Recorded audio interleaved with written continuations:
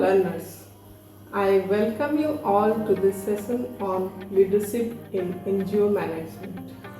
Leadership is a very important aspect of any organization, be it a public sector, be it a private sector or a government office.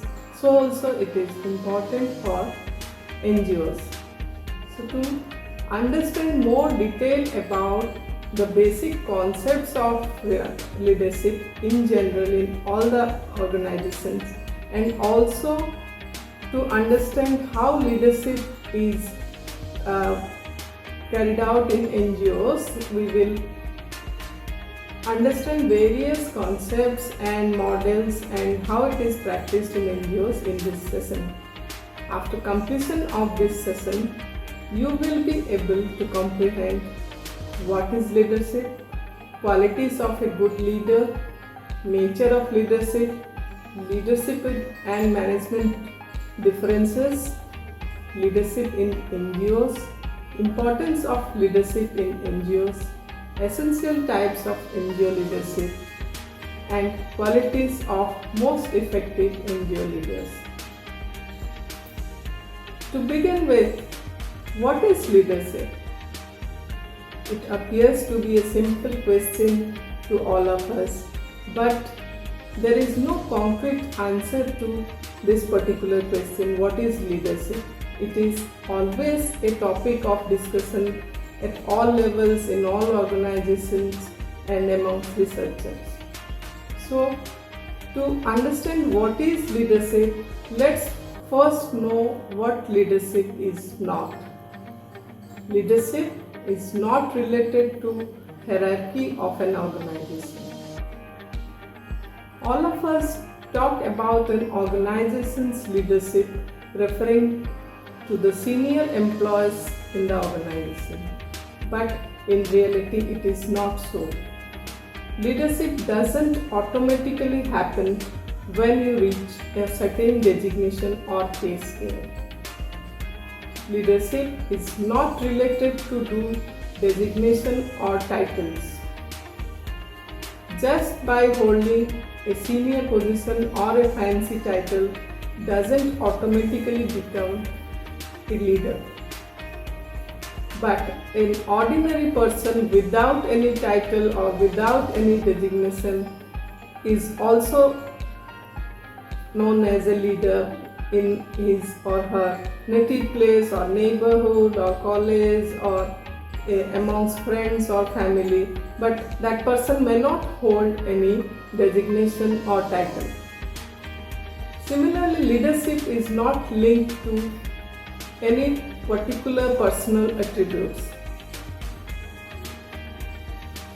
The moment we listen the word leader, we immediately think of famous personalities, political leaders, the great historical personalities. But charisma is not the only factor that makes a person a leader. There are certain special qualities that a leader always possesses, which we will know later in the session. Leadership is not same as management. It is always misunderstood as leadership and management are similar, but actually they are not. Managers manage things while leaders lead people who are known as followers. So, what is leadership then? There are many definitions coined by management authors and psychologists about leadership, but there is no one such definition which is accepted by all of us. Let us go through some of the famous definitions given by management experts. According to Keith Davis, leadership is the ability to persuade others to seek defined objectives enthusiastically. It is the human factor which binds a group together and motivates it towards goals. Similarly, Terry defines leadership as the activity of influencing people to strive willingly for group objectives. According to Poonj and others, leadership is the art or process of influencing people so that they will strive willingly, enthusiastically towards the achievement of group goals. Chester Bernard defines leadership as the quality of behavior of individuals whereby they guide people or their activities in organizing efforts. So by comprehending all these definitions, we can say leadership is the process of influencing the behavior of people by making them strive voluntarily towards achievement of organizational goals.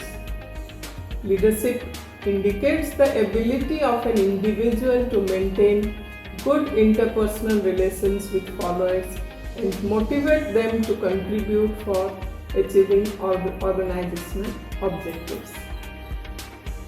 So why it is important to know the concept of leadership and what is the importance of leadership in organizations? Naturally, many benefits to the organization because of presence of leaders. Some of them are leadership influences the behavior of people and makes them positively contribute towards the benefit of the organization. Good leaders always produce good results through their followers. Likewise, a leader maintains personal relations and helps followers in fulfilling their needs. He provides confidence, support and encouragement and thereby creates a congenial work environment for the followers or the employees of the organization. Leader always plays a key role in introducing the necessary changes required in an organization. He persuades, clarifies and inspires people to accept the change wholeheartedly. A leader always handles conflicts effectively and doesn't allow adverse effects resulting from conflicts. Leader always provides training to their subordinates. A good leader builds up his successor and helps in smooth succession. Now let us understand what are the qualities of a good leader. Are there any common traits or qualities that are applicable to become a good leader? It is always assumed that leaders can be distinguished from non-leaders by certain unique traits possessed by them. So, the qualities of a good leader can be physical features. Physical features like height, weight, health and endurance help a leader to work hard, which inspire followers to work with same tempo. Second, knowledge. A good leader should have required knowledge and competence. Only such person can drive the subordinates or the followers correctly and influence them. Integrity. A leader should possess high level of integrity and honesty, and that gives the good sign for the followers to follow. Initiative. A leader should have courage and initiative for using it for the advantage of organization. Communication skills. A leader should be a good communicator. He should not only be a good speaker but a good listener, teacher, counselor or even a pursuer. Motivation skills. A leader should be an effective motivator. He should understand the needs of people and motivate them through satisfying the needs of the followers. Self-confidence. A leader should have high level of self-confidence in order to motivate and allow its followers to achieve the organizational goals. Decisiveness. Leaders should take the correct decision and should have the decision making ability to manage the work properly. Social skills. A leader should be sociable and friendly with his colleagues and followers.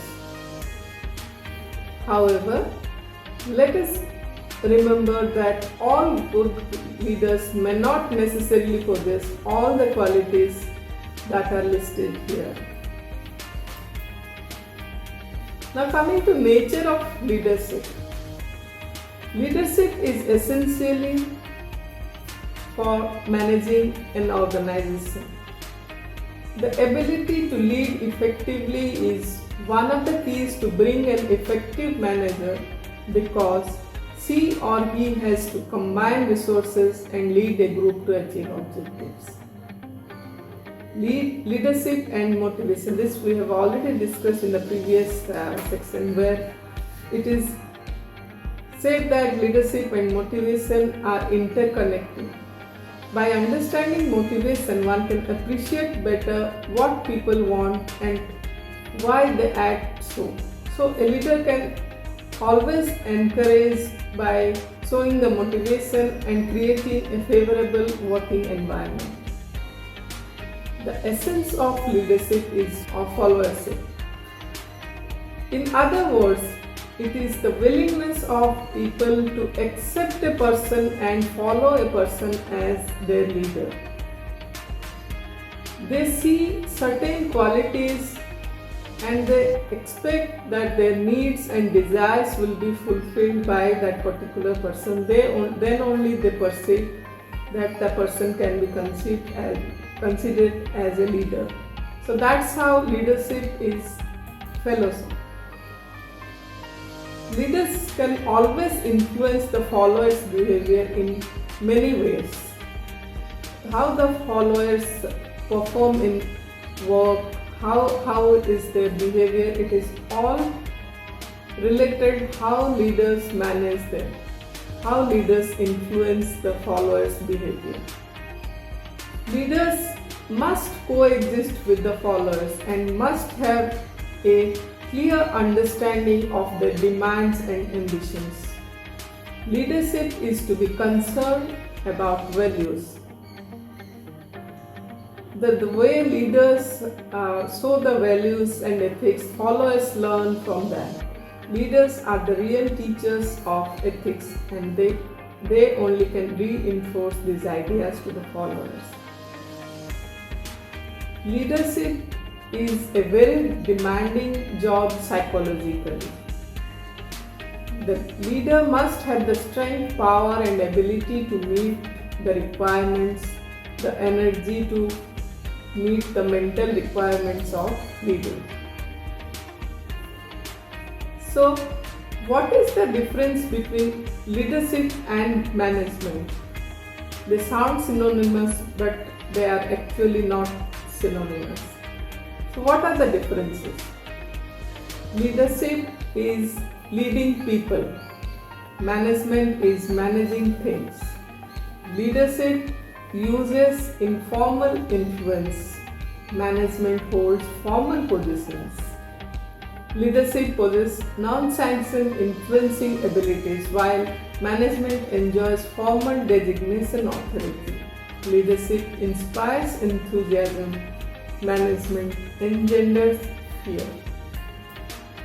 Now, what are the different styles of leadership? There are many styles of leadership, and it is decided the way the leader influences the leadership style is decided. There are 5 basic types of leadership that we are going to discuss in this session.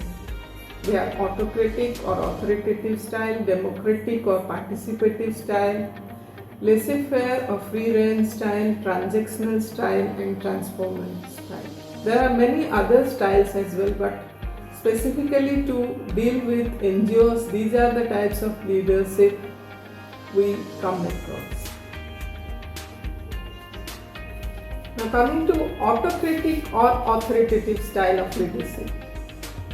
This leadership style relies on coercion and its style is paternalism, arbitrariness, and command. The autocratic leader gives orders which must be obeyed by the subordinates. Generally, followers are willing to hear and consider the leader's ideas and suggestions. The leader determines policy for the group. So it is a one-way communication from leader to the follower. There are certain advantages and disadvantages of this kind of leadership style. It is the speed by which decisions are taken, so that it is an advantage for the organization. What are the disadvantages? It does hurt the group morale because it is a one-way communication from the leader to follower, while followers have no role. Coming to democratic or participative style. This style of leadership uses legitimate power that can be classified as democratic leadership. A democratic leader usually gives instruction only after consulting to the group. So it is a two-way communication between the leader and follower that is practiced. This means the democratic leader solicits employees' participation and respects their opinion. There are many advantages of this kind of leadership because it enhances the morale of the employees, it increases the acceptance of management ideas, it leads to reduction in number of complaints and grievances of employees or followers. There are also few disadvantages of democratic style. It accounts for slow decisions and diluted accountability. There may be certain compromises that are designed to please everyone, but that doesn't always give the best result. The third type of leadership is laissez-faire or free rein. In this style of leadership, it allows maximum freedom to followers and it gives a high degree of independence to the followers in the operations. It gives the leaders give the responsibility of most of the work to the group and limiting the authority that is given to him. This is also known as the permissive style of leadership. The advantages of this kind of leadership is it gives an opportunity for individual development that is offered to group members. All persons are given a chance to express themselves and to function relatively independently. There are certain disadvantages also. It may result in a lack of group cohesion and unity towards organizational objectives. Without a leader, the group may have a little direction and lack of control. Now coming to transactional and transformational type of leadership. Transactional leadership is where the leader manages the transaction between organization and its members so that organizational goal is achieved. In case of transformational leadership, the leaders focus on changing the attitudes and assumptions of their followers towards building commitment for organization mission and objectives. There are few specific differences between transactional and transformational leadership. In case of transactional leadership, there are certain reward or efforts are always given some kind of credit. In case of transformational, it is always the charisma of the leaders is shown. It provides a vision and sense of mission. In case of transactional, management searches a coercive action and takes corrective actions. While in case of transformational leadership, it promotes intelligence and it is individualized consideration, gives personal attention. In case of transactional, the leader always avoids decision and leaves it to the group or the follower to take the decision. Now we have understood the basic concepts of leadership in general. Now let us go to the concept of leadership in NGOs. The idea of leadership is the same across private, public and NGOs. A good leader is always rooted in the ability to achieve growing and sustaining the engagement of people to accomplish something extraordinary together. It doesn't matter which sector that leadership is taking place. The importance of leadership in NGOs. There is a huge importance in NGOs, and there are some unique elements that are associated with leadership in NGO sector. A primary difference in leadership in NGOs and other sectors is that it takes both paid and unpaid people to fulfill the mission. Most for-profit organizations and most governmental organizations engage their people through employment, while most non-profit engage their people initially through volunteerism. A NGO leader must operate from a different definition of equity than a business owner. What are the importance of leadership in NGOs? There is a social value to the work in case of NGOs, not exactly the financial value. There is always an in-kind of income system, and there is always a value of people's volunteer time. The NGO leader provide a social return on investment as opposed to financial return in case of other type of organization. The non-profit leader has to engage people for profit or financial bottom line for the corporation, but for NGOs it is the social bottom line or the social profit resulting from the work. Leadership is a lifelong learning process for any professional, whether he or she is employed by a corporation or an NGO. There are certain competencies that are required for becoming a successful non-profit leadership or NGO leadership. There are certain functions, core functions that they need to undertake, such as financial management, where the leaders have to serve a diverse group of stakeholders. Although the profit margin will be less, but they should have the understanding of balancing financial realities and social needs. Similarly, fundraising, which is the most important function and a challenge for NGO leaders, that how to build non-profit equity. A successful leader may not like fundraising, but each knows must have a demonstrated competency in order to attract givers, which is the biggest challenge. Similarly, human resourcing is another function where the NGO leader must know how to assign people to tasks, program knowledge. Helping feed the hungry requires some knowledge about the extent of hunger in a community.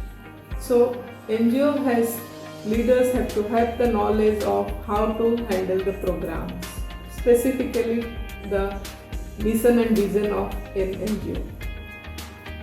There are governance issues which always create some problems for the NGO leaders, and they are responsible for managing a proper governance system. Planning.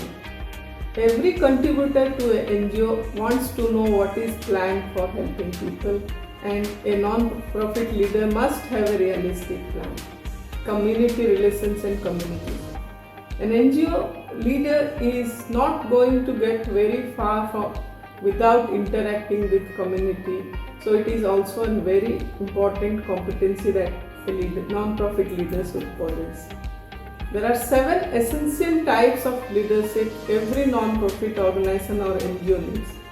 It is individual, organizational or external leadership, community leadership, stakeholder or sponsorship leadership, problem-solving leadership, strength-based leadership, next generation leadership, marketing and communication leadership. There are three types of executive non-leader NGO leaders that are seen. They are the innovator, where an attractive prospect for many NGOs. Innovator is a leader who is always looking towards a big thing. The executor, the opposite of the innovator, the executor is the kind of executive you can trust to get the things done. The mentor, if you need to prepare for the future and empower your current employees, a mentor will be a perfect executor leader for you. There are certain qualities of the most effective non-profit leaders. They set up in times of crisis. They back up their knowledge